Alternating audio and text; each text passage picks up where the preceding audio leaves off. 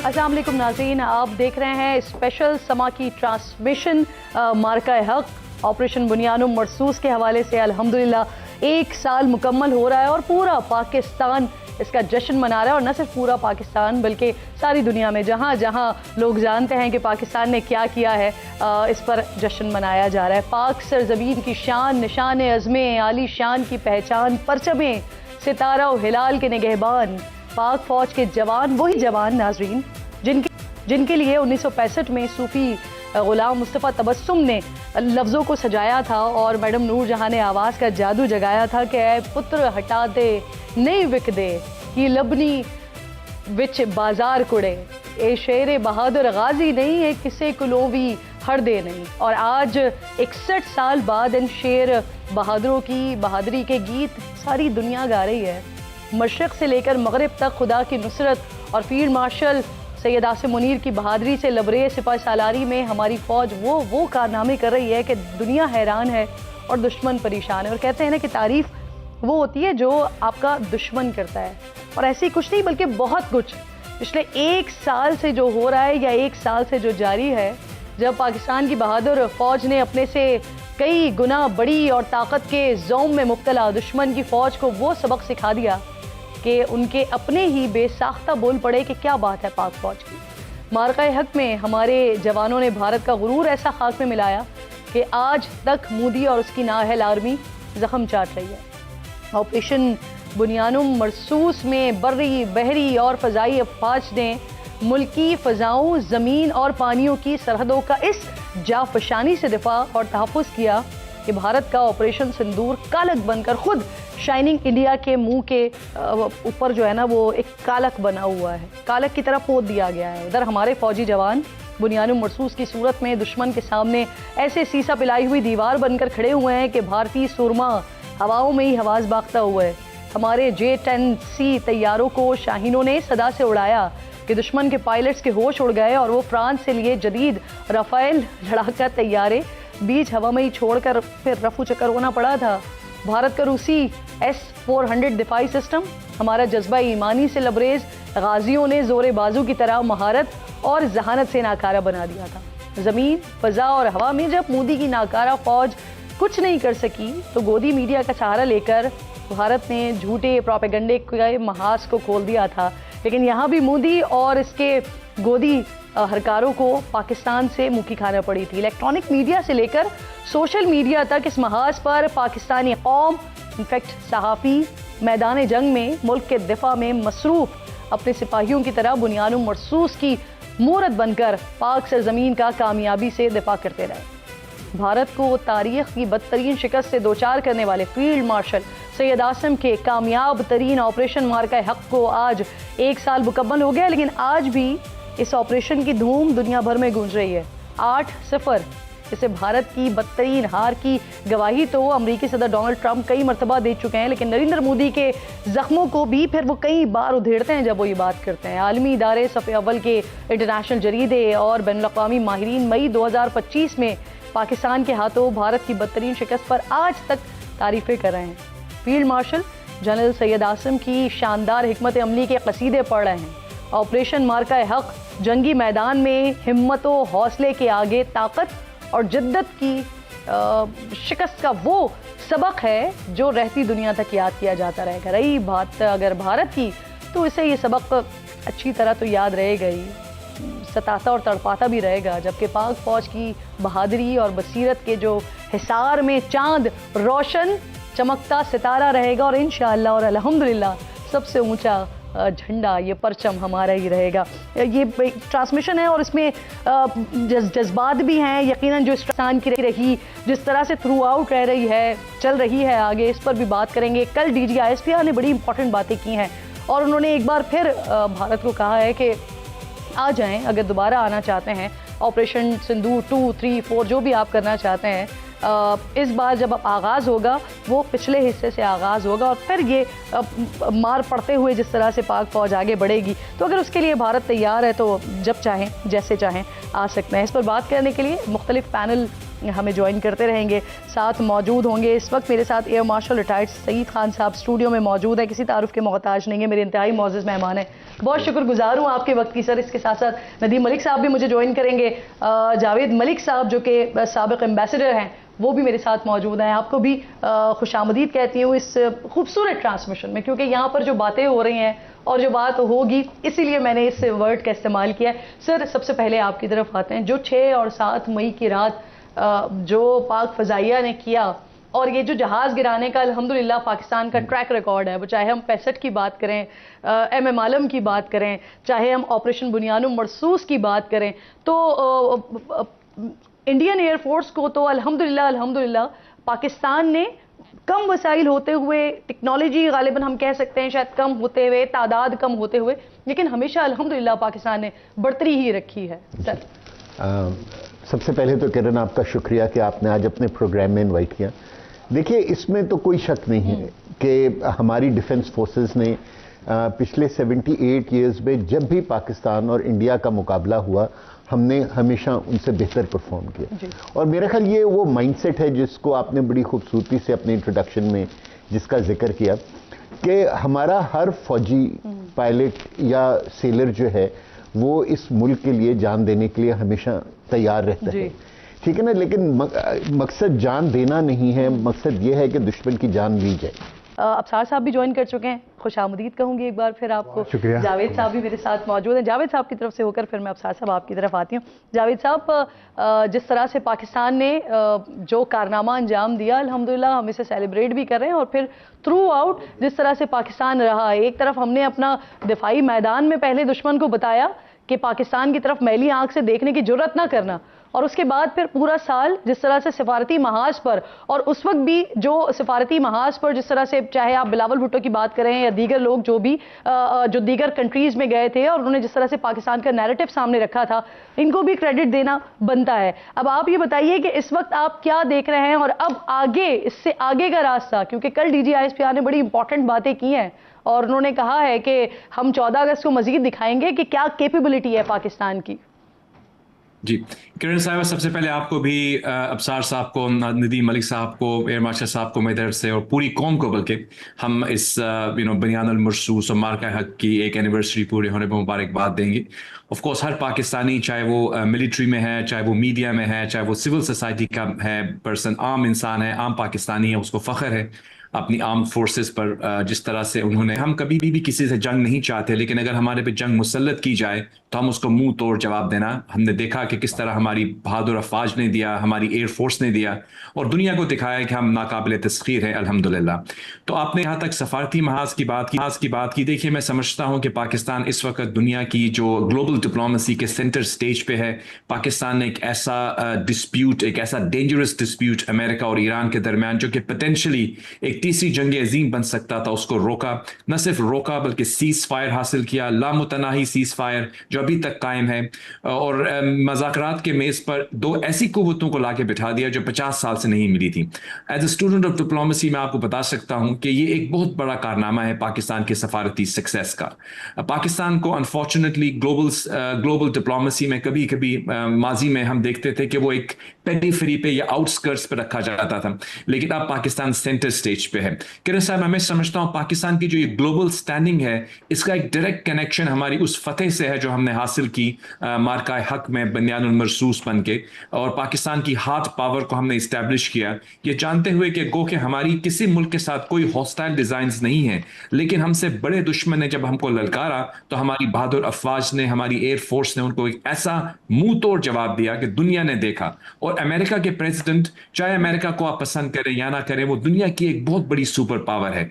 वो जब ये कहते हैं कि 9 जहाज गिर गए, 10 जहाज गिर गए, एक दफा नहीं कहते, बार बार कहते हैं, तो पाकिस्तान का जो एक ग्लोबल स्केल पर पाकिस्तान की जो स्टैंडिंग होती है वो बढ़ जाती है। मैं समझता हूं कि वो जो लंच हुआ फील्ड मार्शल आसिम मुनीर साहब का और हमारे प्रेसिडेंट ट्रंप का वॉशिंगटन में, ये उस बनियानुल मरसूस के बाद ही हुआ था।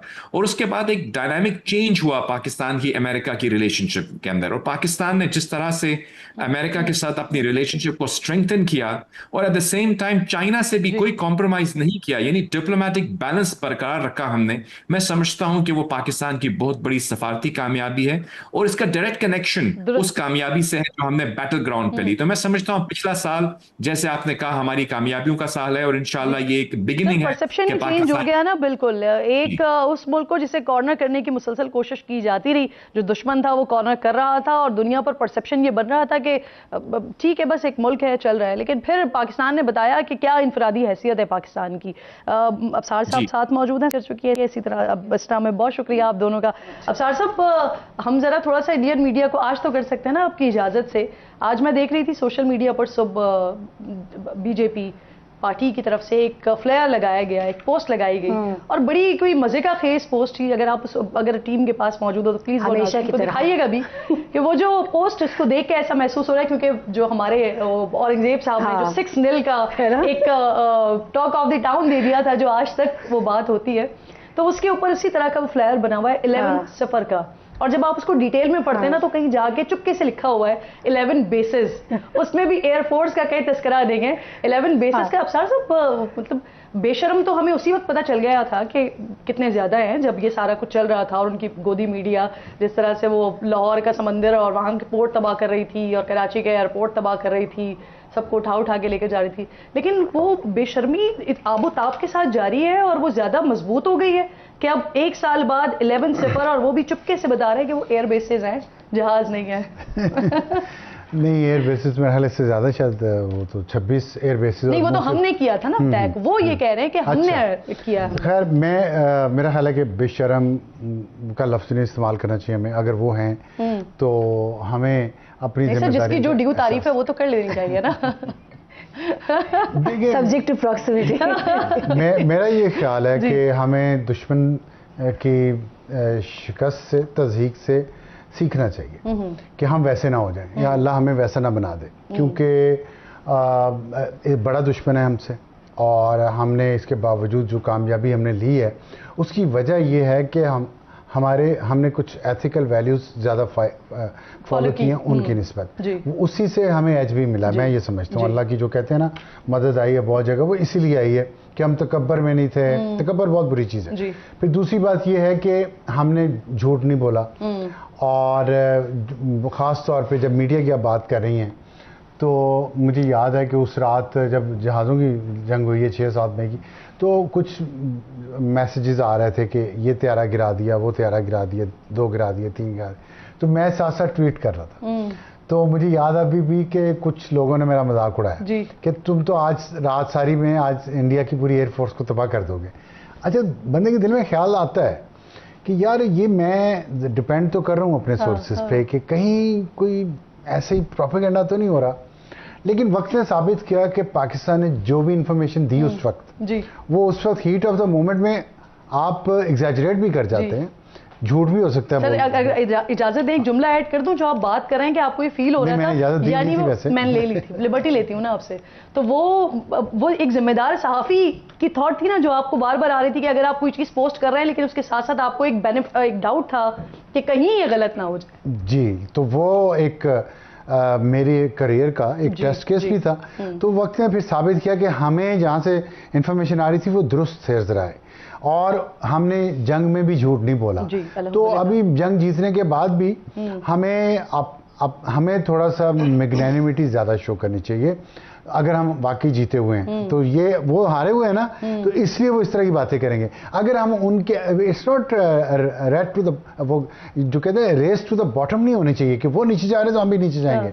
हमें क्यों नीचे जाने की जरूरत ही नहीं है। मेरा ये मतलब है कि हम जब उनको हरा दिया, ट्रॉफी हमने उठा ली, अब वो जो मर्जी कहते रहे, तो ट्रॉफी तो हमारे पास है ना, ये दुनिया ने गवाही दी। ट्रॉफी से मुराद है कि दुनिया ने गवाही दी कि पाकिस्तान जीता है, और अगर नहीं जीता तो वो बता दें उन्होंने क्या जीता है इस जंग से। हम तो बहुत कुछ दिखा रहे हैं, जहाज़ों की अगर आप बात करें, हमारा मुल्क वैसे का वैसा चलता रहा, वो आप उस दिन कह रही थी गिरफ्तार करवा दिया उन्होंने फील्ड मार्शल को, प्राइम मिनिस्टर को पता नहीं क्या करवा दिया, सब कुछ वैसे के वैसे। इसकी बरक्स दुनिया में हमारी इज्जत बढ़ गई उस जंग के बाद, दुनिया हमारी इज्जत करना शुरू हो गई। अब हम एक रीजनल पावर के तौर पे, रिकग्नाइज रीजनल पावर के तौर पे जाने जाते हैं। पहले ये था कि एक अनदर कंट्री जिसके बारे में ये डिसाइड नहीं होता था ये मिडिल ईस्ट में है, ये साउथ एशिया में है। तो अब सबको पता चल गया पाकिस्तान सही। वो जो मैंने बात की थी ना, वो अफसार साहब अभी आपने उसको ऑनियर भी किया, वो जो बीजेपी ने एक फ्लायर लगाया है, पोस्ट लगाई है जिसके ऊपर 11 सिफर है। जो मजे की बात ये है कि वो 11 को भी जिस तरह से लिखा हुआ है ना, तो अगर आप 11 को करीब करें तो वो भी सिफर ही बन रहा है, तो वो कहीं ना कहीं अपने आप में निल है ही। लेकिन अफसार साहब ने एक तरफ तस्करा छेड़ दिया उस रात का, तो उस रात हम सबके बहुत सारे वाकयात हैं और वो लाइफ टाइम मेमोरीज हैं हम सब के लिए। वो जितने बड़े वाकयात हो रहे थे, जो कुछ हो रहा था, हम सब ने उसको अल्हम्दुलिल्लाह जिया है। आप भी पेश रही तो कुछ कोई ऐसी याद जो आपको इस वक्त सबसे ज्यादा। अभी थोड़ी देर पहले मैं आपका इनफैक्ट कल कई क्लिप देख रही थी जिसमें आप वो फूड पैंडा का तस्करा कर रही थी, वो राइडर का तस्करा कर रही थी। मजीद भी आपके पास बहुत कुछ है, मुझे मालूम है। लेकिन सबसे खूबसूरत चीज़ ये थी, उसके थोड़ी देर के बाद फिर हम एक ट्रांसमिशन में फिर इकट्ठे भी बैठे, बहुत अलग सुबह का 4:30 बजे के करीब, 4:30 का। उस वक्त बस एकदम से मेरी बल्कि अफसार साहब से बात हुई, तो ये रास्ते में आ रहे थे उस वक्त, उनका मैं भी ऑफिस आ ही रहा हूँ, तो वो एक जो ऊपर छत पर रोशनी होने से थोड़ी देर पहले ही जैसे ही ऑपरेशन का नाम फाइनलाइज हुआ, तो Samaa was the first television to give this breaking कि ऑपरेशन बुनियानुल मरसूस इसका नाम है। फिर मुझे याद है उमैर उस वक्त बैठे थे स्क्रीन पर लाहौर से, और वो बहुत जोश में बोल रहे थे, और वो ऐसा जोश, यकीन जाने अपने पूरे करियर में हमने बहुत कुछ कवर किया है, बहुत कुछ, अच्छा भी बुरा भी, खून में लथपथ भी, शुहदा के जनाजे भी, मतलब यू कैन काउंट देम कि हमने बहुत अनगिनत ऐसी चीज़ें कवर की हैं। लेकिन इस मरहले पे ये होश नहीं थी किसी को कि कोई कौन से कपड़े पहन के स्क्रीन पे आ रहा है, कोई किस उसके बाल कैसे हैं। और मैं छत पे थी तो मुझे बल्कि ब्यूरो चीफ ने पूछा भी कि आप थोड़ा सा रेडी होके आ जाए अभी टाइम नहीं है रेडी होने का। तो वो वन आफ्टर अनदर, और फिर जो कॉन्फिडेंस था हमारी इंफॉर्मेशन फ्लो का, यू रिमेंबर दैट, बिल्कुल, कि आया और हमने नशर किया, आया और नशर किया, और माशाल्लाह उसमें से एक भी चीज unbeatable. And I think so मेरे भी करियर का ये पहला एक्सपीरियंस ऐसा था कि इतना ज्यादा उस बात पे यकीन था कि जो भी हमारे पास आ रही थी इंफॉर्मेशन, हम, क्योंकि मैं और आप यहीं पर ही बैठे हुए थे और हम डायरेक्ट अपने नाज़रीन के साथ शेयर कर रहे थे। इसमें मुझे कल एक बड़ी अच्छी चीज सुनने को मिली, मैंने देखा भी, फिर करण थापर इंडियन जर्नलिस्ट हैं, चंद एक में से अब वो रह चुके हैं जिनके ऊपर इंसान की क्रेडिबिलिटी है, जिनकी थोड़ा बहुत। अभी जब वो अपने मीडिया आउटलेट पर बैठे थे तो उन्होंने कल एक बहुत तारीखी बात की, और मुझे लगता है कि उसकी हीट उनको आएगी बीजेपी की तरफ से। He said that, he stated that कि operation Sindoor produced a winner and India is not that winner। तो ये कमिंग फ्रॉम करण थापर, राजदीप सरदेसाई, ये 2-3 लोग ऐसे हैं जिन पर अभी भी बात यकीन करने को दिल करता है। मुझे लगता है कि जब बीजेपी जाएगी गवर्नमेंट से, they'll come back to in their senses as well. बिल्कुल ठीक। बस सईद साहब, आपकी बात रह गई थी, इसको भी कंटिन्यू कीजिएगा, और यही जो आप जिस तरफ बात अफसार साहब ले गए हैं, तो हम उन 4 दिनों को भी इस तरह से याद करें जो हमारे पर्सनल एक्सपीरियंसेस रहे, तो आप वो भी ऐड कर सकते हैं साथ में। देखिए किरण साहब, 22 अप्रैल के बाद पाकिस्तान एयरफोर्स को इतना मौका मिल गया था कि हम अपने आप को थोड़ा सा प्रिपेयर कर लेते इंडियन ऑनस्लॉट के लिए। हमें पता था 2019 का हमारा एक एक्सपीरियंस था जी, और हमें पता था कि ये फॉल्स फ्लैग इंडिया ने किसी मकसद के लिए किया, और उस वक्त वो मकसद भी काफ़ी क्लियर था सबको कि नॉर्थ ईस्टर्न स्टेट्स में उनके इलेक्शन होने जा रहे थे, और वो हमेशा ये फॉल्स फ्लैग करते हैं पेट्रियाटिज्म और जिंगोइज्म को जगाने के लिए इंडियन पॉलिटिक्स के अंदर। पाकिस्तान वोट लेते हैं जी। तो जो है क्या कहते हैं, we were expecting that India will do this stupidity. लेकिन अगर हम अपना कंडक्ट देखें 22 अप्रैल से लेके 6 मई तक, तो देखें हम दुनिया के हर इंपॉर्टेंट फोरम के ऊपर गए, हर इंपॉर्टेंट कैपिटल में गए, और हमने दुनिया को ये बताया कि हम जो हैं क्या कहते हैं इसमें हमारा कोई हाथ नहीं है, और हमने बायलेटरल ही नहीं, हमने इंटरनेशनल इंक्वायरी की भी ऑफर की। सो दुनिया को ऑलरेडी एहसास होना शुरू हो गया था कि अगर पाकिस्तान इतना वेहीमेंटली ये बात कर रहा है तो जरूर इसके अंदर कोई ऐसी बात नहीं होगी।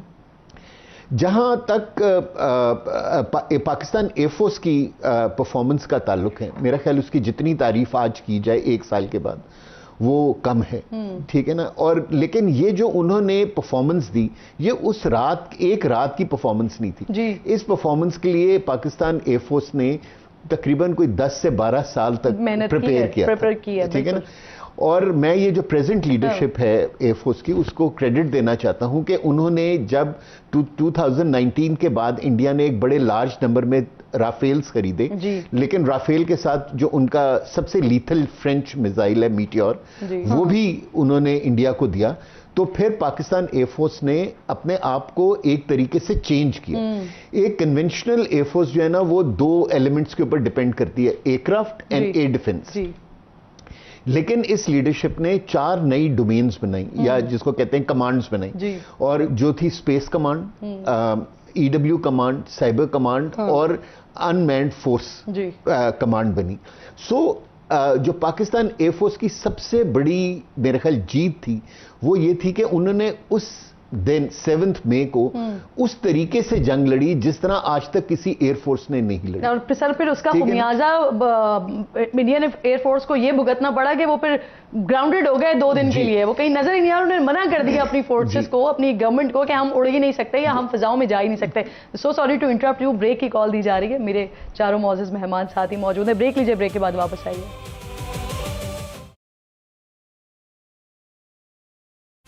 एक बार फिर जी आपको खुशामदीद कहते हैं। ऑपरेशन बुनियानो मरसूस मार्का हक के हवाले से स्क्रीन सजी हुई है हमारी, और मुसलसल यही बात हो रही है, और ये होनी भी चाहिए। ये 4 दिन यही बात होनी चाहिए। जिस तरह से अल्हम्दुलिल्लाह पाकिस्तान ने अल्लाह रब्बुल जलाल की नुसरत से जो कामयाबी हासिल की थी, और अब हम चाहते हैं कि इसी सिलसिले को, जो कामयाबी, जो फतह अल्लाह ताला ने पाकिस्तान के नसीब में रखी, अब इसी को ही आगे बढ़ाते हुए ये आवाम तक भी मुंतकिल हो और आवाम के लिए भी आसानी पैदा हो।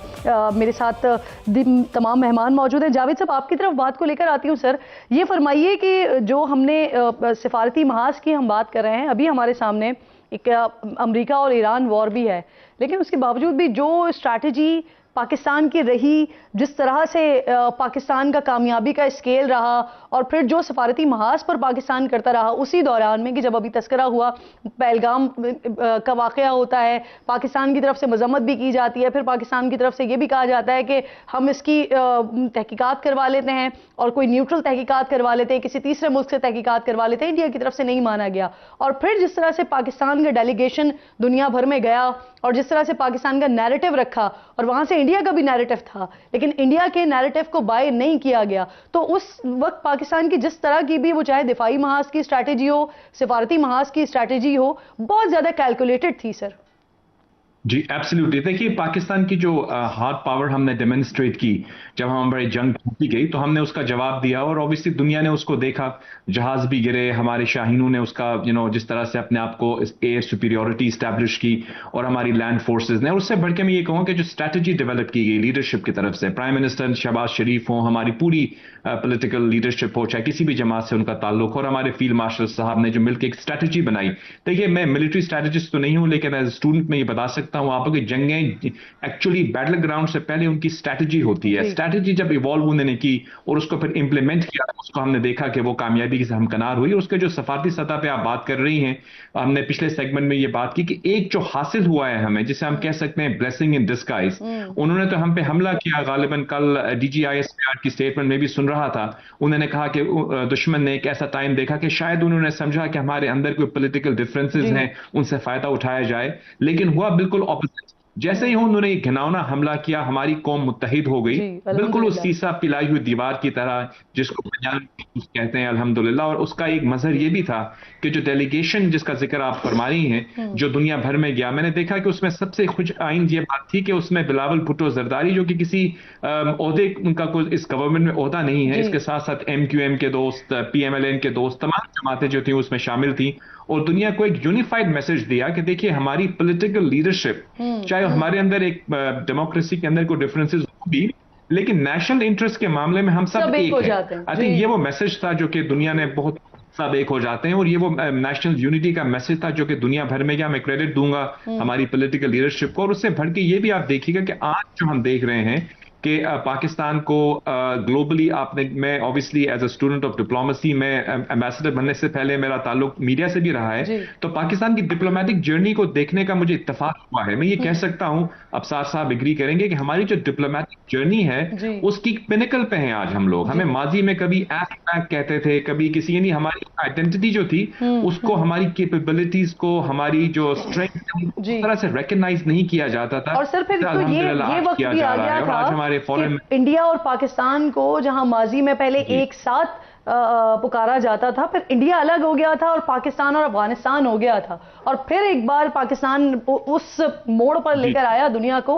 कि जहां इंडिया और पाकिस्तान का ही तकाबुली जायजा होता है। अब सर साहब, क्योंकि उन्होंने आपकी तरफ इशारा कर दिया था, तो मैं आपकी तरफ ये बात लेकर आना चाह रही हूँ कि सर जी मुझे कंप्लीट कर लें। मैं एक बात कहना चाह रहा था कि देखिए, हिंदुस्तान की हम बात करते हैं, ऑब्वियसली हम एक दानिशमंदाना और संजीदगी से बात करेंगे। उनकी जैसी भी हरकतें हों, हम ऑब्वियसली उनको उस तरह से रिस्पॉन्ड नहीं करेंगे। पाकिस्तान की पॉलिसी नहीं है, हम तो चाहते हैं खित्ते में अमन हो, हम आज भी दोस्ती चाहते हैं, लेकिन इसलिए हमें एक विलिंग पार्टनर चाहिए उस तरफ से। मैं सिर्फ ये कहना चाहता हूं कि आज अगर आप ग्लोबली देखें तो हिंदुस्तान अपने आप को डिप्लोमेटिक आइसोलेशन और स्ट्रेटेजिक इररेलेवेंस में देख रहा है, यानी उनको कहीं पे भी सीरियसली नहीं लिया जा रहा। उनको सोचना चाहिए कि उनकी जो पॉलिसिस हैं वो बिल्कुल हो रही है। एग्जैक्टली सर, और जब ईरान अमेरिका जंग में पाकिस्तान जिस लेवल पे रेलेवेंट हुआ, तो फिर इंडिया में पाकिस्तान को इंडिया को ताने पड़ना शुरू हो गए, उनकी गवर्नमेंट को ताने पड़ना शुरू हो गए कि आप कहाँ हैं, आपका शाइनिंग इंडिया कहाँ पर है, आपकी सिफारतकारी, बेस्ट सिफारतकारी कहाँ पर है। अब साहब जिस फॉर्मूले की बात की है, जो डेलीगेशन की बात की, जिसमें MQM भी थी, PMLN भी थी, और पाकिस्तान पीपल्स पार्टी बिलावल भुट्टो साहब उसको लीड कर रहे थे, उस वक्त भी इनफैक्ट हम सब ने बात की थी। तो अच्छा होता कि अगर इसमें इस इक्वेशन में अगर PTI को भी शामिल कर लिया जाता, समहाउ उस वक्त भी ये बात हो रही थी। लेकिन फिर इसी फॉर्मूले को पिक किया गया इंडिया की तरफ से, शशि थरूर को, और हमने दीगर लोगों को देखा।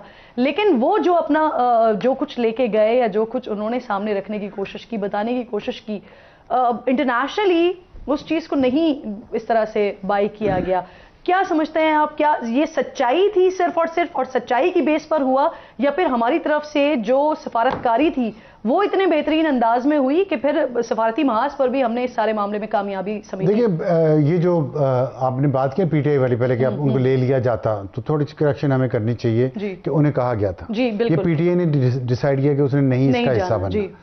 तो पहली बात तो ये होगी, तो करेक्शन जरूरी है कि लोगों को पता हो, याद रहे कि PTI ने खुद इनकार किया था, उनको कहा गया था। दूसरी बात ये कि डिप्लोमेसी हो, मिलिट्री हो, जो भी चीज़ है ना, असल बात है, मैं समझता हूँ कि 3 चीज़ें मेरे हिसाब में, तो 3 चीज़ें थी।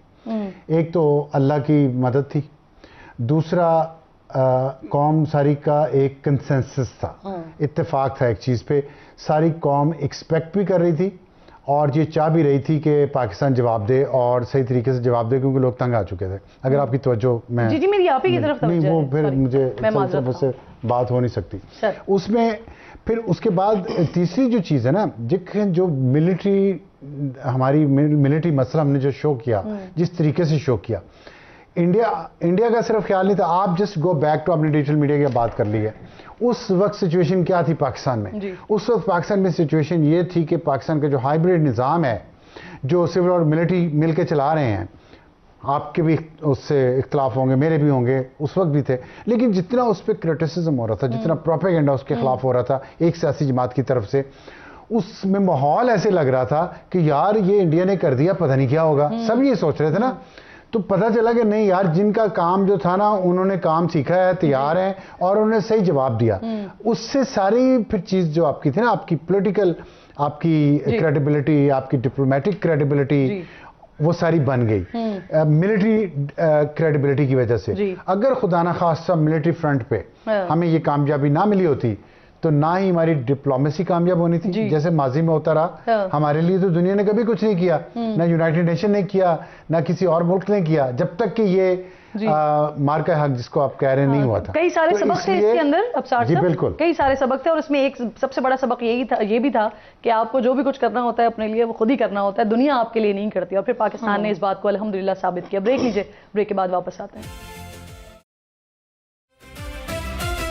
एक बार फिर आपको खुशामदीद कहती हूँ। ट्रांसमिशन खुसूसी हमारी जारी है ऑपरेशन बुनियानुम मरसूस मार्का हक के हवाले से। सईद साहब, जितनी गुफ्तगू यहाँ पर हो रही है और मुसलसल अल्हम्दुलिल्लाह हम पिछले 2-3 दिन से इसी पर ही बात कर रहे हैं, यही हमारा टॉपिक है। तो आप ये बताइए, कल जिस तरह से हमने डीजी की बात सुनी और वहाँ पर तीनों फोर्सेस की बात की गई, किस तरह से देख रहे हैं आप आगे? क्योंकि जब डीजी ने ये बताया कि जो छोटी सी एक झलक है 10%, वो हम मजीद आपको 14 अगस्त को दिखाएंगे, तो डेफिनेटली एक चीज़ जो हमने कर दी, जो अब केस स्टडी बन गया है, जिसको इंटरनेशनली स्टडी किया जा रहा है, तो डेफिनेटली जो दुश्मन है वो भी उस स्ट्रैटेजी को, उस टेक्निक को उसने देखा। अब मजीद उसको आगे बढ़ाने की ज़रूरत है। तो आप किस तरह से देख रहे हैं, मजीद हमारे सामने क्या आ सकता है? अगर आप भी उसमें से 1-2% बता सकें तो। देखिए, पहली बात तो यह है कि मेरे हिसाब से सिंदूर 1 ख़त्म नहीं हुआ जी। या आप ये कह सकती हैं कि हम सिंदूर 1 से ऑलरेडी सिंदूर 2 में चले गए हैं। सिंदूर 1 जो था ना, वो डायरेक्ट कॉन्फ्लिक्ट था बिटवीन पाकिस्तान एंड इंडिया जी। लेकिन जब इंडिया को शिकस्त हुई सिंदूर 1 में, तो उसने हमारे साथ इनडायरेक्ट कॉन्फ्लिक्ट में चला गया और उसने अपने प्रॉक्सीज जो हैं, जो अफगान सॉइल से ऑपरेट कर रहे हैं, उनको हमारे खिलाफ एक्टिवेट कर दिया। अगर आप देखेंगे मई 2025 के बाद कुछ 7-8 महीने तक बहुत ज़्यादा पाकिस्तान के अंदर टेररिज्म बढ़ा, ठीक है ना। जब तक पाकिस्तान ने डिसाइड किया कि जी के नौ अब हमें एक हार्ड स्टेट के तौर पे रिएक्ट करना चाहिए, और फिर अगेन इसके लिए पाकिस्तान एयरफोर्स की मदद ली गई और हमने जो उनके कैंप्स थे जहां टेररिस्ट तैयार हो रहे थे या जहां वो रहते थे, हमने डीप इनसाइड अफगानिस्तान जाके उनको तबाह करना शुरू किया। और उससे ये हुआ कि आप ये देखें, अल्हम्दुलिल्लाह अल्लाह के फजल से पिछले 2 महीनों से पाकिस्तान के अंदर कोई टेररिस्ट एक्टिविटी नहीं हुई है। इसका मतलब यह है कि ना सिर्फ हमने किरण सिंदूर 1 जीता है, हमने सिंदूर 2 भी अपने हिसाब से जीत लिया है। जहां तक आपने बिल्कुल सही निशानदेही की कि अगर हमने अगली जंग भी उसी तरीके से लड़ी जिस तरह हमने सिंदूर 1 लड़ी थी, तो फिर शिकस्त के चांसेस हो सकते हैं, क्योंकि इंडिया उस तरह प्रिपेयर करके रहेगा जी। बिल्कुल। सो मैं एटलीस्ट अपनी डिफेंस फोर्सेस को जिस तरह मैं जानता हूं, ऑलरेडी थिंकिंग ऑन है, ऑलरेडी प्लानिंग है, प्रिपरेशन उसकी मजीद के लिए हो रही है। और जो जब डीजी आईएसपीआर ने कहा कि हमने सिर्फ 20% अपनी कैपेबिलिटी दिखलाई थी, तो वाकई ही ऐसा है। बिल्कुल ठीक। सो मेरा लास्ट कमेंट आपका, ये जो हमने उस वक्त सारी सिचुएशन देखी, उसमें इजराइल भी हमें बड़ा एक्टिव भारत पर नजर आया, और अब जिस तरह का ब्लॉक बन रहा है यहाँ पर मिडिल ईस्ट में जो सारी सिचुएशन हो रही है, वहां पर अब एक और हमें दुश्मन के साथ दुश्मन शामिल होता हुआ, और उसके लिए भी हमें प्रिपरेशन करनी है साथ साथ। किरण, 4 दुश्मन आपके अब एक बड़ा वाज़ेह ब्लॉक बन चुका है, जिसको हमेशा हम एक forward block in the region कहते हैं। उसमें पहले हमारे पास 2 एक्सपोज थे, भारत और इजराइल, और भारत और इजराइल दोनों की हमें जो एनाटमी थी वो नजर आई है, वॉर एनाटमी, जब ऑपरेशन सिंदूर हुआ है। Israeli forces boots on ground थे इंडिया में, और हिमाचल प्रदेश में एक पूरा शहर है इजरायलियों का, जहां इजरायली फोर्सेस जब जेनोसाइड करके आती हैं, वहां वो अपना डिटॉक्स करते हैं। तो वहां से उठाकर वहां से काफी सारे लोग कमीशन किए गए थे लाइन ऑफ कंट्रोल पे, जिन्होंने हैरप्स और हेरन्स ऑपरेट किए पाकिस्तान के अगेंस्ट। अब आपके सामने 2 लोग और खुलकर सामने आ चुके हैं, अफगानिस्तान और एक मुल्क और है जिसका मैं भी कुछ वजूहात की बुना पर नाम नहीं ले सकती, लेकिन वो देखने वाले नाजरीन भी बहुत समझ चुके होंगे, क्योंकि सब समझ चुके हैं। इन समंदरों में काफी सारी बोट्स ऐसी पकड़ी गई हैं जो बीएलए के लिए वेपन और किलर ड्रोन्स लेकर आ रही थी। बिल्कुल आप समझदार हैं। बिल्कुल आपकी बात दुरुस्त। Thank you so much. Sumera साथ मौजूद थी। सही साहब आपका बेहद शुक्रिया, जावेद साहब आपका बेहद शुक्रिया। ब्रेक लीजिए, ब्रेक के बाद जब हम वापस आएंगे तो इसी टॉपिक को जरा मजीद आगे बढ़ाएंगे कुछ नए मेहमानों के साथ। ब्रेक लीजिए। एक बार फिर जी आपको खुशामदीद कहेंगे। ऑपरेशन मार्का हक के हवाले से, बुनियानुम मरसूस के हवाले से हमारी खुसूसी ट्रांसमिशन जारी है, और इस आर में हमें जौहर सलीम साहब, जो कि फॉर्मर एम्बेसडर हैं, मेरे साथ स्टूडियो में मौजूद हैं। आपकी शुक्रगुजार हूँ। Air commodore retired Khalid Chishti साहब भी ज्वाइन कर रहे हैं, और इसके साथ साथ real admiral retired Javed Iqbal साहब भी मेरे साथ मौजूद हैं। ब्रेक से पहले जो हम गुफ्तगू कर रहे थे, अबसार साहब अब छोड़ कर यहाँ पर गए थे, वो तो वहीं से ही सिलसिला जोड़ते हैं ताकि आप उस पर कमेंट करें, फिर हम दीगर पैनलिस्ट की तरफ चलें कि पिछली जंग में हमने देखा कि जो टेक्नोलॉजी का यूज़ किया जा रहा था इंडिया की तरफ से, कुछ इस तरह की भी इत्तलात आई, कुछ इस तरह की भी खबरें आई कि उस टेक्नोलॉजी को ऑपरेट करने के लिए भी इजराइल के लोग जो है वो इंडिया में मौजूद थे, और इस जंग को मुसल्लत करने से पहले कुछ वहाँ पर कुछ लोग वहाँ पहुँचे भी थे। अब जो सिनेरियो बना है 1 साल बाद ईरान अमेरिका वॉर के बाद, वो और ज़्यादा इसमें क्लैरिटी आ गई है। है। कुछ हमें इसराइल के पंजे यहाँ पर इस रीजन में गड़ते हुए इस तरह से नजर आ रहे हैं कि अमेरिका ईरान जंग से पहले नरेंद्र मोदी एक दिन पहले वो फादरलैंड मदरलैंड कहते हुए इसराइल में ही बैठे हुए थे। तो अब शायद हमारी जो पिछली जितनी भी प्रेपरेशन थी, जितनी भी हमारी तैयारियां थी, जिसका अल्हम्दुलिल्लाह हमने फिर उसकी एग्जीक्यूशन, जबरदस्त एग्जीक्यूशन करके दिखा भी दी, लेकिन अब हमें शायद मजीद स्टेप फॉरवर्ड इस दुश्मन को भी मद्देनजर रखते हुए ही अपनी तैयारी करनी है। देखिए, जंग में तैयारी, एक बात तो मैंने आपको कही है ना कि पूरी कौम को सरप्राइज मिला पिछले साल कि हमारी तैयारी है और हमने उसी तरह से लड़ा। अभी जज्बा भी है, तैयारी भी है। अब ये वो सरप्राइज था, ना सिर्फ हमारे लिए, दुश्मन के लिए बहुत बड़ा सरप्राइज था, क्योंकि दुश्मन इसी चक्कर में आया था कि 2019 की तरह ही होगा और वो नहीं हुआ।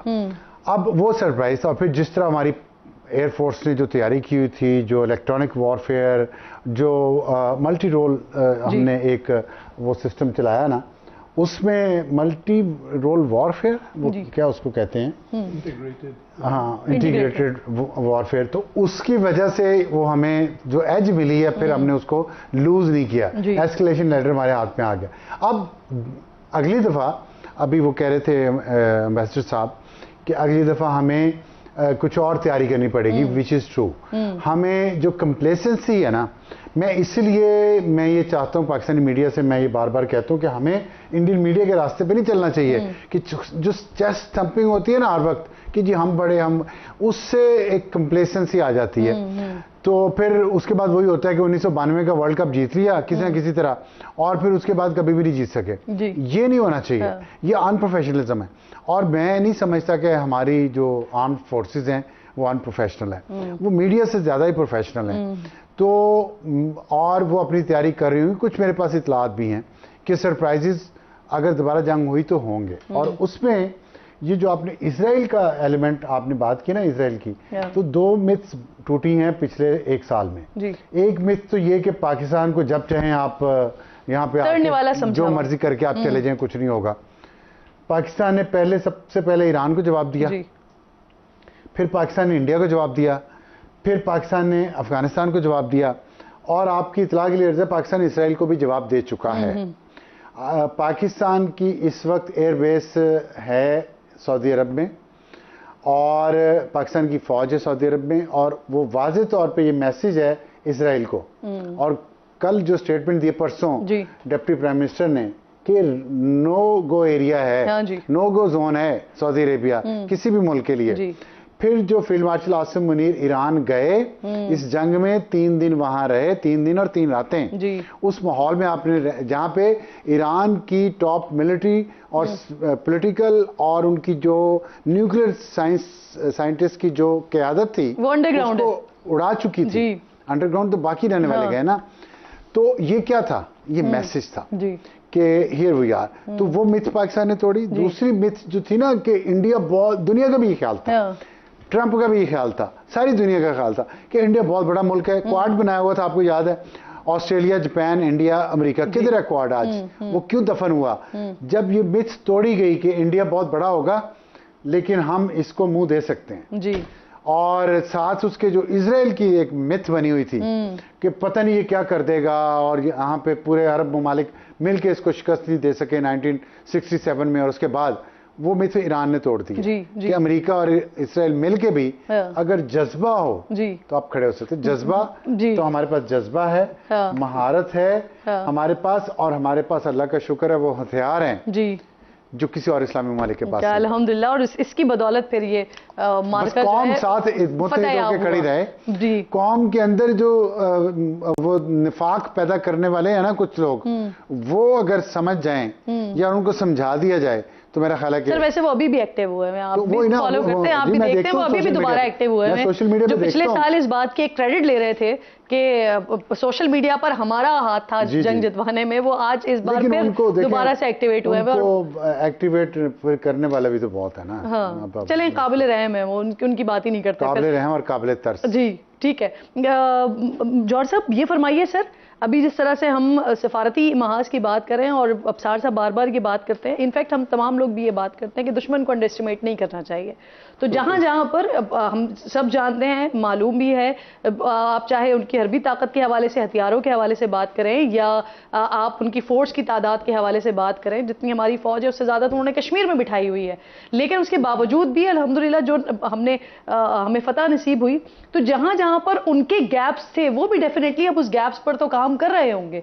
अगर वो पाकिस्तान की तरफ दोबारा देख रहे हैं या अगर वो चाहते हैं कोई छेड़छाड़ करना या अगर कुछ अपनी इज्जत बचाना चाहते हैं, तो वो भी यकीनन किसी न किसी अपनी गैप पर तो काम कर रहे होंगे। जी बिल्कुल, उसमें कोई शक नहीं है। जाहिर है कि गलतियों से तो सारे सीखते हैं, लेकिन देखिए पाकिस्तान की तरफ से कोई इस तरह की सिचुएशन नहीं है कि हमें कोई बिल्कुल ही वो हो गया हो कि रिलैक्स कर गए हों बिल्कुल ही। देखिए पाकिस्तान में बहुत ही क्लैरिटी है हमें कि ये हमें एक थ्रेट जो है ना, मुसलसल थ्रेट है उनकी तरफ से, और उसका जिस तरह हमने जवाब देना है उसके लिए पाकिस्तान में प्लानिंग, और जिस तरह अफसार साहब ने भी कहा, हमने तो फोर्स ही बना दी थी उसके अगले ही दिन जब वजीर आजम साहब ने आके ऐलान कर दिया था। बिल्कुल, तो वो तो है अपनी जगह पे। अच्छा, लेकिन जो आम चीज़ें देखें, ये जो जंग है आजकल के ज़माने की, उसके कई पहलू होते हैं। तो उसमें एक पहलू तो वो जंगी पहलू उसका है, दूसरा जो वॉर ऑफ नैरेटिव्स थी, अच्छा वो भी पाकिस्तान ने उस वक्त खूब लड़ी और दुनिया ने देखा कि किस तरह वो जो उनका राफाल जो नैरेटिव की वॉर में था, वो जो कि शशि थरूर था,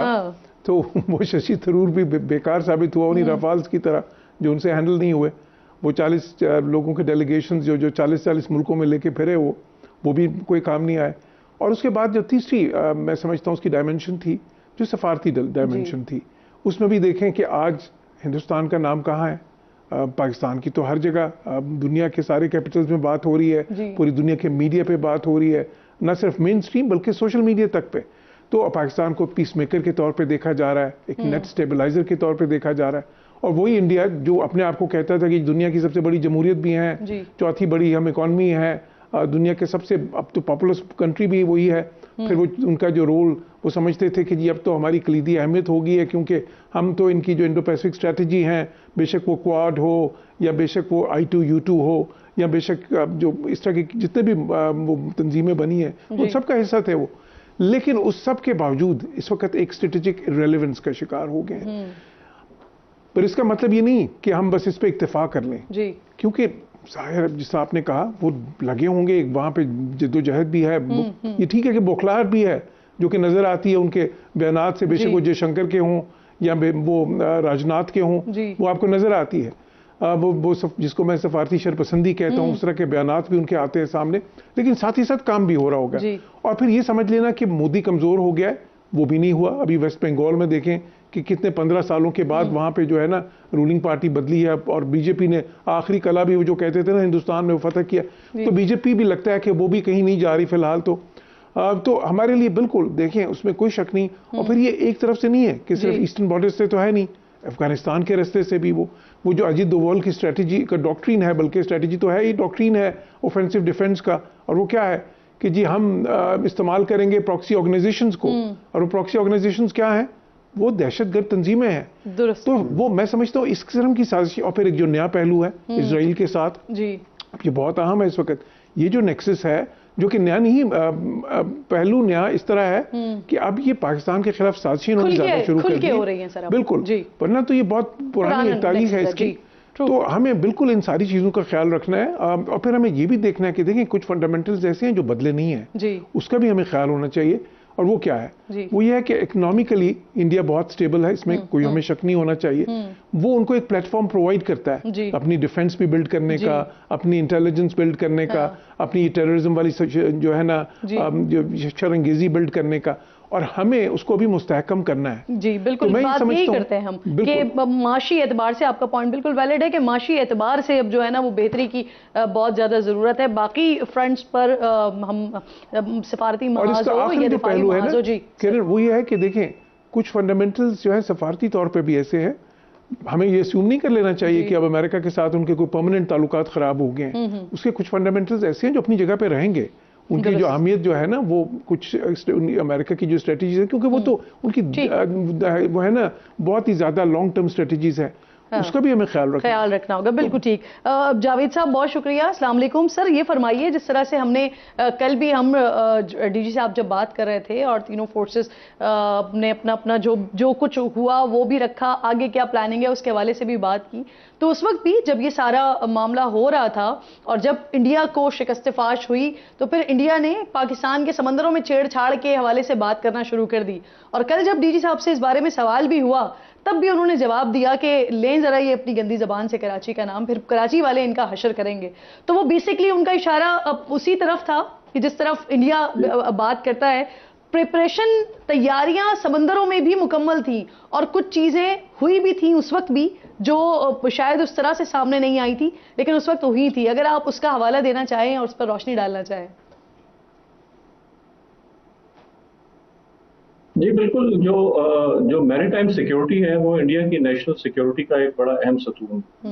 अच्छा, उनके हिस्टोरियंस ने, उनके जो स्ट्रेटेजिक स्कॉलर्स हैं, उन्होंने ये कंक्लूजन निकाला कि इंडिया जो है उसको क्यों ऑक्युपाई किया गया, हिस्टोरिकल इंडिया, फॉरेन इन्वेडर्स क्यों आए उसमें, और स्पेशली जो ब्रिटिशर्स ने आके जिस तरह इंडिया पे कंट्रोल किया।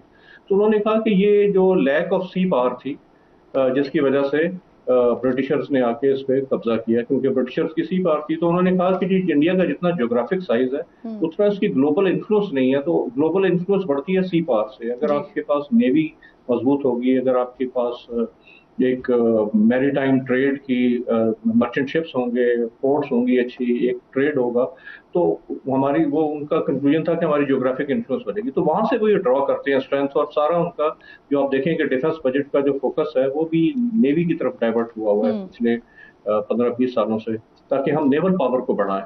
और फिर उनकी जो इंडो यूएस जो कॉन्फ्रेंस हुआ, इंडो पैसिफिक स्ट्रेटेजी आई चाइना को कंटेन करने के लिए, तो उसमें अमेरिका ने समझा कि जो भारतीय बहरिया है वो एक बहुत कारामद मोहरा साबित होगी अगर चाइना की एनर्जी सिक्योरिटी को थ्रेटन किया जाए, इंडियन ओशन में उसको सिवियर किया जाए। इसी वजह से उन्होंने बहुत रैपिड मॉडर्नाइजेशन भी की, और इसी को ही वो हमेशा पाकिस्तान के तनाजुर में वो थ्रेटन करते आए हैं कि हम किसी भी फ्यूचर कॉन्फ्लिक्ट में कराची को ब्लॉकेट करेंगे और गवादर को बम्बार्ड करेंगे। लेकिन हालिया आप देखें, ये जो दोनों हमारे मार्के हुए 2019 में जो बालाकोट के अटैक के बाद हुआ, तो उस वक्त उनका कोई भी कैपिटल शिप, कोई भी बड़ा जहाज, एयरक्राफ्ट कैरियर तो दरकिनार, उनका कोई डिस्ट्रॉयर वो भी इंडियन ओशन में मौजूद नहीं था, दूर दूर तक थे। हत्ता कि उनका एक बहरी जंगी जहाज प्रबल के नाम से, वो कोई एक खैर सगाली दौरे पे था, ओमान की पोर्ट पे था। तो जब तक जंग बंद होने के महीने 1.5 महीने तक उन्होंने उसको वहां से हिलाया नहीं। उसको इंडियन नेवी के जहाज उसको एस्कॉर्ट करके नहीं लाए, जंगी जहाज था, उसको किस चीज का डर होना चाहिए था, जंग खत्म भी हो चुकी थी। तो इतना वो केयरफुली, इतना वो स्केर्ड हैं कि अगर उन्होंने बहरी उसमें थिएटर में छेड़छाड़ की तो उनके अपने इतने इंटरेस्ट टाइड है, क्योंकि वो भी एक इकोनॉमिक पावर बनना चाहते हैं। तो अगर उनकी जो सी लाइंस ऑफ कम्युनिकेशन है, जो उनका जो तेल आता है गल्फ ममालिक से, जो उनकी ट्रेड होती है, जो उनकी एक्सपोर्ट्स होती हैं, अगर उसको पाकिस्तान बहरिया जो है वो उसको काटने की, उसको डिसरप्ट करने की मुकम्मल सलाहियत रखती है। इसी तरह दूसरे एंड पर हम देखें तो उनकी जो गुजरात स्टेट है, जो उनका जामनगर है, ये इनका एक मैरीटाइम कॉम्प्लेक्स है। यहाँ पे इनकी पोर्ट्स वाक़ हैं, उनकी मेजर इम्पोर्ट्स ऑयल की यहाँ पे होती है, रिफाइनिंग कैपेसिटी है, इंडस्ट्रियल कॉम्प्लेक्स है ये। तो वो एक पाकिस्तान नेवी और पाकिस्तान एयरफोर्स की बिल्कुल रीच में है। अगर वो जरा सा भी वो मैरीटाइम रास्ते से छेड़छाड़ करेंगे तो यहाँ पे बेपनाह तबाही पाकिस्तान। और आपने जो हवाला दिया सर कि जंग खत्म हो चुकी थी लेकिन उसके बाद भी वो अपना शिप वहां से नहीं हिला सके थे, तो एक अनदर लेवल ऑफ डिफीट होती है अगर समंदर के अंदर इस तरह के मामलात हों, अगर छुपे हुए हथियार अगर डिटेक्ट कर ले दूसरी पार्टी या जो आपका ओपोनेंट है, तो ये बहुत बड़ी शिकस्त होती है।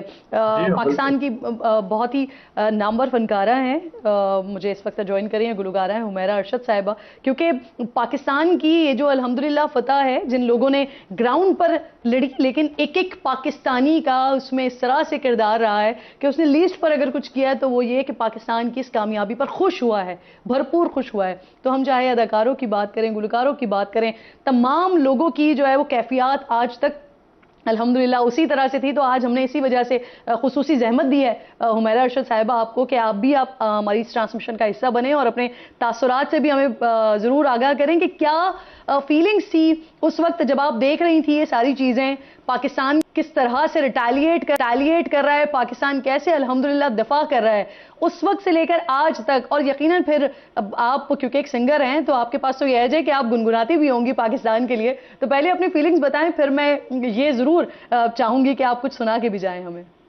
जी जी, मेरी तरफ से आप सबको अस्सलाम वालेकुम। और जब ये मंजर हो रहा था, जब ये सब कुछ हो रहा था, तो हमें अपनी पाक फौज पे पूरा यकीन और पूरा एतमाद था कि इंशाअल्लाह अल्लाह की मदद और हमारे बुजुर्गाने दीन और पंच पाक के सदके से हमें कभी शिकस्त नहीं होगी। हमारी फौज जो है वो हमें मायूस नहीं करेगी। और सबसे ज़्यादा खुशी की बात ये थी कि हमारी जो अवाम थी, हमारे जो पाकिस्तानी थे, जो पाकिस्तान से बाहर लोग थे, वो बिल्कुल नहीं डरे और हम भी बिल्कुल नहीं डर रहे थे उस टाइम, जो भी है, क्योंकि हम मुसलमान हैं। हम लोग इस बात पे यकीन रखते हैं कि मौत जो है वो तो आनी जानी है, इस जान की तो कोई बात नहीं। लेकिन वो कहते हैं ना, जिस तज से कोई मक्तल में गया वो शान सलामत रहती है। तो हम लोग इस बात पे, जो जैसे मैंने कहा, अपनी पाक फौज पे हमें पूरा यकीन था, अपनी दुआओं पे, अपने मौला पे हमें यकीन था कि हम नहीं हारेंगे और हमारा जो दिफाई निज़ाम है वो माशाल्लाह मजबूत हाथों में है। और मैं बहुत खुश थी। हम बल्कि जितने भी सिंगर्स थे उस टाइम, आपने देखा होगा, सब ने अपनी पाक फौज का जो मोराल है उसको बुलंद रखने के लिए तराने किए, सब कुछ किया और हमने भी किया। बिल्कुल ऐसा ही है। और आज जब हम इसे सेलिब्रेट कर रहे हैं इंतहाई आजिज़ी के साथ, अल्लाह का शुक्र अदा करते हुए, तो मैं चाहूंगी जरूर, क्योंकि मैंने देखे भी हैं, आपने कुछ नगमे पोस्ट भी किए थे उस दौरान भी, जब आप तरन्नुम में उसे पढ़ रही थी तो उस वक्त आपने पोस्ट किए थे। अगर कुछ सुनाना चाहें हमारे नाजरीन के लिए।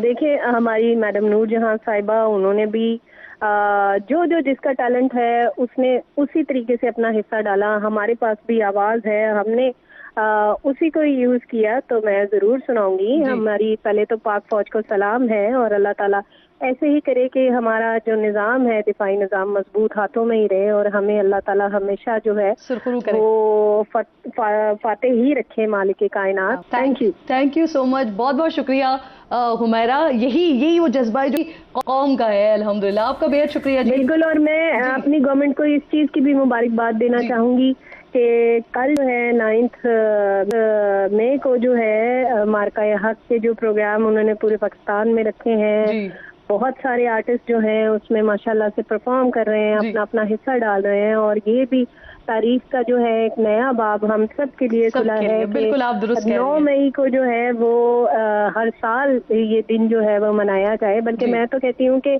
8, 9, 10 को जो है मनाया जाए, सेलिब्रेट किया जाए जो है। ठीक, बिल्कुल ठीक। Thank you Humaira, thank you so much. आप साथ छोटा सा ब्रेक लीजिए, ब्रेक के बाद वापस आते हैं। एक बार फिर आपको खुशामदीद कहती हूँ। खुसूसी ट्रांसमिशन हमारी जारी है। खालिद चिश्ती साहब भी हमें ज्वाइन कर चुके हैं। खालिद साहब बहुत शुक्रिया, अस्सलाम वालेकुम। सर, सबसे पहले तो ये सिलसिला बताइए कि मुझे याद है आपने ही प्रोग्राम में बताया था कि ये जो नंबर्स हैं जहाज़ गिराने के या भारत के गुरूर गिराने के, ये 6 नहीं है, ये 6 से ज़्यादा का नंबर है। और फिर उसके बाद कल जब हम उस प्रेस ब्रीफिंग में बैठे हुए थे तो हमें 8 बताया गया नंबर, जिसमें 4 रफ़ेल थे, मज़ीद एक एक्सपेंसिव तैयारे की बात की गई, मज़ीद 2 की बात की गई, Su-30 की बात की गई।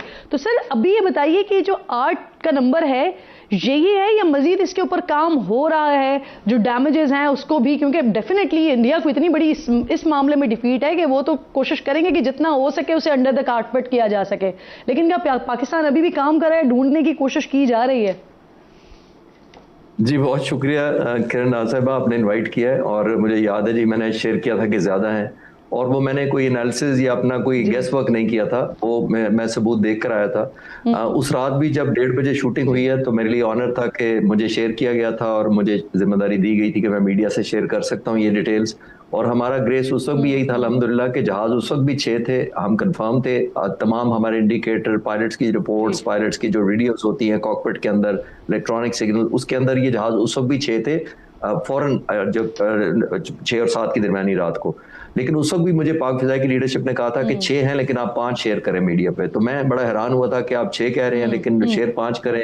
तो उन्होंने कहा था कि नहीं, हमारा अपना क्राइटेरिया है, 3-4 चीजें हैं जिसके अंदर ये जो सिग्नल्स और प्लस एयरक्राफ्ट का रैकेज जब तक कंफर्म नहीं होता हम क्लेम नहीं करेंगे। तो 5 रैकेज हमें कंफर्म है कि इंडिया में गिर चुके हैं, 6ठा रैकेज कंफर्म नहीं है इसलिए क्लेम नहीं करेंगे।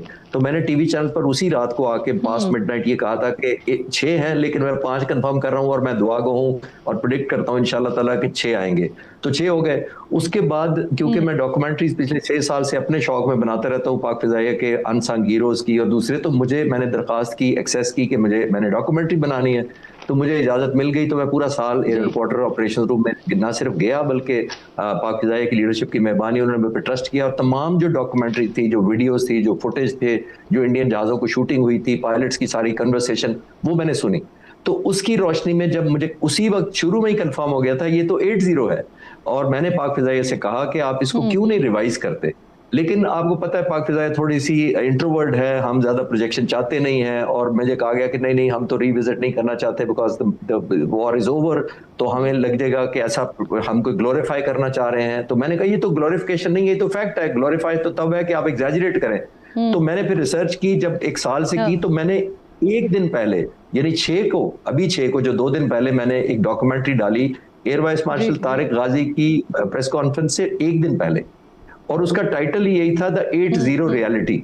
80 रियलिटी का ये था कि मेरी पूरे साल की रिसर्च थी और मैं पूरा साल पाक फिजाइया से सबमिट करता रहा, गुजारिश करता रहा कि आपको रिविजिट करना चाहिए, और अपने ग्लोरिफिकेशन के लिए नहीं, रिकॉर्ड स्टेट करने के लिए कि दुनिया को, हमारे आने वाली नस्लों को 80 पता होना चाहिए, ना कि 60। तो मेरे लिए हम्बल ऑनर और प्राइड है कि पाक फिजाइया ने कल अनाउंस किया जब, तो मुझे लगा कि मेरी सब्सटेंशिएशन हो गई वीडियो की भी, नंबर 1, और दूसरी मेरे जैसे तो 100 डॉक्यूमेंट्री बना लें लेकिन वो क्रेडिबिलिटी नहीं हो सकती जब तक पीएफ उसको एक्नॉलेज ना करे। तो मुझे उस सेंस में एक एलिमेंट ऑफ प्राइड भी लगा। अब आके अगली बात पर कि प्रेसिडेंट ट्रंप तो 11 तक कहते हैं। देखिए अभी 8 तो 100% कंफर्म है।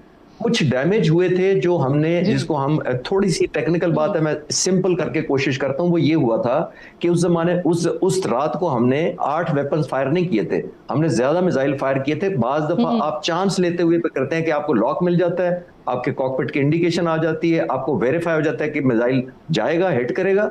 लेकिन जब जा रहा होता है, ये 200 किलोमीटर का फासला होता है, उस दौरान जहाज वहां स्टेशनरी तो नहीं ना रहता, वो तो मूव करता है। तो जब वो मूव करता है तो बाज दफा मिसाइल की रेंज से ऑफ हो जाता है। जब ये मिसाइल PL-15, इसके अंदर इंटेलिजेंस, एक समझे AI का एक चिप है या सेंसर है, जब ये करीब जाता है, जब ये विजुलाइज करे मिसाइल खुद कि अब मैं पॉसिबली मिस कर जाऊंगा या अगर मैं डायरेक्ट हिट नहीं करूंगा, तो इसके अंदर एक प्रॉक्सिमिटी फ्यूज होता है कि प्रॉक्सिमिटी में जब ये जाता है तो ये सेल्फ डिस्ट्रक्ट करता है, एक्सप्लोड करता है, जिससे उस जहाज को डैमेज होता है। तो ये वो डैमेज है जो 3 जहाजों की प्रेसिडेंट ट्रंप बात कर रहे हैं, हमें कंफर्म है, लेकिन शायद पाक फिजाइया, मेरी रिसर्च कहती है कि डैमेज हुए थे, वो लैंड कर पाए थे लेकिन बियॉन्ड इकोनॉमिकल रिपेयर हैं, यानी वो रिपेयर के काबिल नहीं रहे, इतने ज्यादा डैमेज हुए थे, जिसकी वजह से प्रेसिडेंट ट्रंप 11 कहते हैं और हम 8 पे ही अभी कायम है। Exactly, सर, मैं आपने देर से ज्वाइन किया, हालांकि एयरफोर्स के हवाले से बहुत सारे मेरे पास सवालात थे जो मैं ये सोच कर आ जाई थी कि आपसे मैंने जरूर पूछना है। अगर आप मुझे मुख्तसरन बता सकें, क्योंकि ये जो नंबर्स है ना, ये बढ़तरी, नफ्सियाती बढ़तरी बड़ा मैटर करती है। और एयरफोर्स को हमने उस वक्त देखा था, इंडियन एयरफोर्स को, कि वो ग्राउंडेड हो गए थे 2-3 दिन तक, फिर वो आए ही नहीं बाहर। उससे पहले हमने देखा किस तरह से उनके लोगों को सैक किया जा रहा था, उनके चीफ को सैक किया जा रहा था, क्योंकि वो रेडी नहीं थे इस चीज के लिए। अब जब ये क्लैरिटी के साथ नंबर आ रहे हैं और बाकायदा एविडेंट नंबर्स आ रहे हैं, तो ये आप नफ्सियाती बढ़तरी और कितनी ऊपर देख रहे हैं सर? देखिए, नफ्सियाती बढ़तरी, थोड़ा सा मैं, आपने जो नंबर बताया ना 2-3 दिन का एयरफोर्स ग्राउंड रही, वो 2-3 दिन नहीं थे, वो 10 दिन थे। 7 तारीख से लेकर 17 तारीख तक इंडियन एयरफोर्स कंप्लीट ग्राउंडेड थी।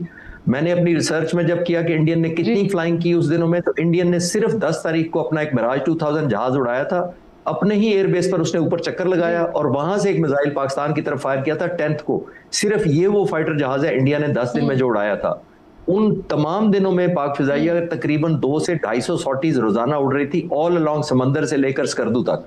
हम ये कर रहे थे कि इंडिया कहीं इस, जिसको कहते हैं ना, इस ये खामोशी किसी तूफान का पेश खैमा ना हो, तो हम तवक्को कर रहे थे वो कम बैक करेंगे, लेकिन वो 10 दिन तक नहीं आए। एक जरूर ऐड करना चाहूंगा एपिसोड में, आपकी इजाजत से, आपको दिलचस्पी लगेगी कि हमारा ग्रेस का ये आलम था कि 10 तारीख को हमारे ड्रोन्स आगरा एयरबेस पर उड़ रहे थे। उन्होंने A-50, उनका एक एयरबोर्न अर्ली वार्निंग जहाज जो बहुत महंगा होता है, वाइड बॉडी बोइंग जैसा होता है, उसके ऊपर एक रेडार लगा होता है, जो बॉडी है वो इजराइल की थी, सॉरी जो वो रशिया की थी, और जो एयरबोर्न रडार लगा हुआ था वो इजराइल का था। यानी वेरी एक्सपेंसिव उनका एसेट था, स्ट्रेटेजिक एसेट था, जो उनको अर्ली वार्निंग देता था 400-500 किलोमीटर की। हमारे ड्रोन से उसको लॉक कर लिया था आगरा बेस के ऊपर। एयर चीफ ने ऑपरेशंस रूम से विड्रॉ कर लिया वो अटैक, इसलिए कि हम नहीं चाहते थे कि इतना बड़ा कीमती स्ट्रेटेजिक एसेट को तबाह करें और खुद अपने मुल्क को जंग में धकेलें। तो ये एक एलिमेंट ऑफ कंट्रोल या रिस्ट्रेन था, जिसको लेडर ऑफ एस्केलेशन कहते हैं, कि अपने हाथ में हमने रखी। हमने ये फोर्सेस का एक ग्रेस भी सर, ये हमने पहले भी देखा है कि हमेशा पाकिस्तान एयरफोर्स, पाकिस्तान आर्मी के हमेशा लॉक करके दूसरी जगह के ऊपर अटैक करके बताया कि हम यहाँ भी अटैक कर सकते थे। ये पाकिस्तान की अल्हम्दुलिल्लाह अब ये स्ट्रैटेजी रही है। सर आपका मैं चाहूंगी, जावेद साहब आप भी प्लीज इस पर लास्ट कमेंट कर दीजिए, इस स्ट्रैटेजी की जो हम बात कर रहे हैं और जिस तरह के सरप्राइजेस की हम बात कर रहे हैं सर। जी बिल्कुल, जैसे मैं लिंक करूंगा अपनी बात को कि उन्होंने अपने एयरक्राफ्ट कैरियर के जोन पे ये दावे किए थे कि हम फॉरवर्ड डिप्लॉय करेंगे, पाकिस्तान की कोस्ट लाइन, पाकिस्तान की जो बंदरगाहें उन पे हमला करेंगे, पाकिस्तान की जो तजारती रसद की सप्लाई लाइन है उसको काटेंगे। लेकिन आप देखें कि जब प्रैक्टिकल मैनिफेस्टेशन हुई तो पाकिस्तान नेवी का जो रिजॉल्व, सर्विलेंस और जो हमारी जो पोस्चर था, उसकी दहशत की वजह से, उसकी डिटरेंस की वजह से उनको पाकिस्तान के साहिल के करीब तो क्या 700 मील्स दूर रहे वो, क्योंकि उसके अगर वो करीब आते तो वो टारगेट कर लिए जाते। तो ये डिटरेंस एट प्ले थी। ये फिनेस है स्ट्रेटजी की कि जो कहते हैं ना कि winning without fighting is the acme of skill, यानी कि लड़े बगैर जीत जाना फतेह की मिराज है। तो पाकिस्तान नेवी ने इसको प्रैक्टिकली करके दिखाया। बिल्कुल ठीक है। अल्लाह का बड़ा शुक्र अदा करते हैं कि अल्लाह ताला ने ये हमें फ़तह नसीब की, और इस बात पर भी शुक्र अदा करते हैं कि जो जहन बैठे हुए हैं या जो स्ट्रैटेजी बनाने वाले बैठे हुए हैं वो अल्लाह ताला ने इस मुल्क को ऐसे अता किए हैं जो हमें कामयाबी से हमगनार करते हैं। आप दोनों मेहमानों की मैं शुक्रगुजार हूँ, साथ मौजूद थे। ब्रेक लीजिए नाज़रीन, ब्रेक के बाद वापस तो अफसार साहब और जौहर साहब साथ मौजूद हैं, उनसे बात करेंगे।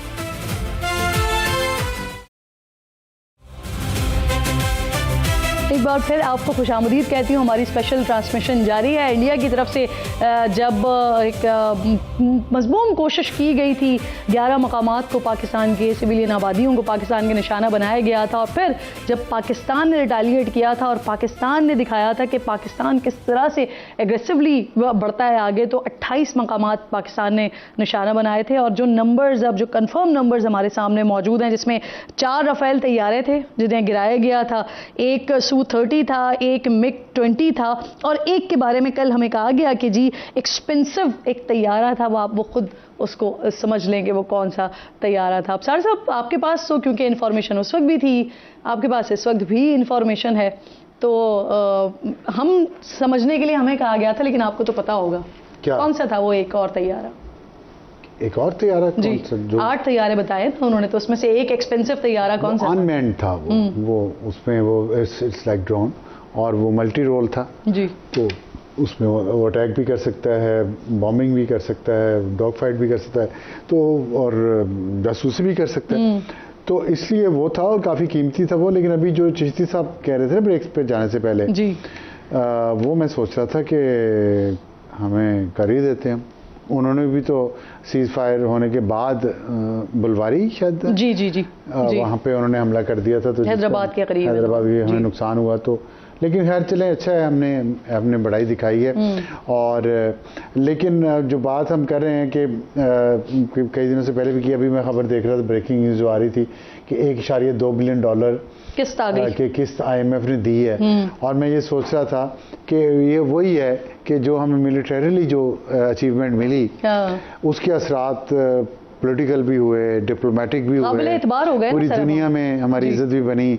अब जो ये जो मैं इस पे बात करता हूँ, और फाइनेंशियल हुए कि हमें IMF से मुसलसल हमारी किस्तें आ रही हैं। और डिप्लोमेटिकली मैं ये कहना चाहता हूँ कि देखिए पाकिस्तान एक प्राया स्टेट था कि हमें कहा जाता था दहशत गर्दों की प्रमोशन करते, और वहाँ से हम एक सालिस के तौर पर दुनिया की जो सुपर पावर है, सिंगल सुपर पावर, उसकी जो जंग हो रही है इस वक्त, उसमें सालिस हम हैं।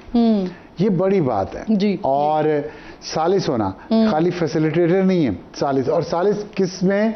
जिसमें अमेरिका का जो लाडला इजराइल है वो उसकी बात नहीं सुन रहा, वो पाकिस्तान की बात सुन रहा है, क्योंकि पाकिस्तान की बात में वजन है और पाकिस्तान की बात लॉजिकल है और पाकिस्तान की बात सही है। बिल्कुल दुरुस्त। तो ये जो पाकिस्तान ने अचीव किया है ना, देखें हम पहुंच तो जाते हैं ऊपर, पहुंच गए हैं, लेकिन यहाँ पे रहना, यहाँ पे ठहरना, मैं समझता हूँ ये असल चैलेंज है। इसके लिए हमें पूरी कौम को तैयार करना भी पड़ेगा, होना भी पड़ेगा, क्योंकि higher you fly the stronger are the winds. कि अब आप पहुंच गए वहां पे जोश और जज्बे से, we have to stay there, not stay there. उसके लिए हमें थोड़ा सा अपने आप को बड़ा करना, अंदर से बड़ा करना को, जो एग्जाम्पल दी ना भी चिश्ती साहब ने कि PAF बहुत प्रोफेशनल है, नहीं उन्होंने कहा इंट्रोवर्ट है। तो मैं सोच रहा था और यही उसकी कामयाबी की वजह भी है कि वो इंट्रोवर्ट है ना, तो वो प्रोफेशनल बहुत है। तो हम बाकी सबको भी हमें सीखना चाहिए कि हम थोड़े से इंट्रोवर्ट रहें और प्रोफेशनल ज्यादा हो। बिल्कुल आपकी बात दुरुस्त है, क्योंकि वक्त बिल्कुल खत्म हो रहा है, लेकिन ये जो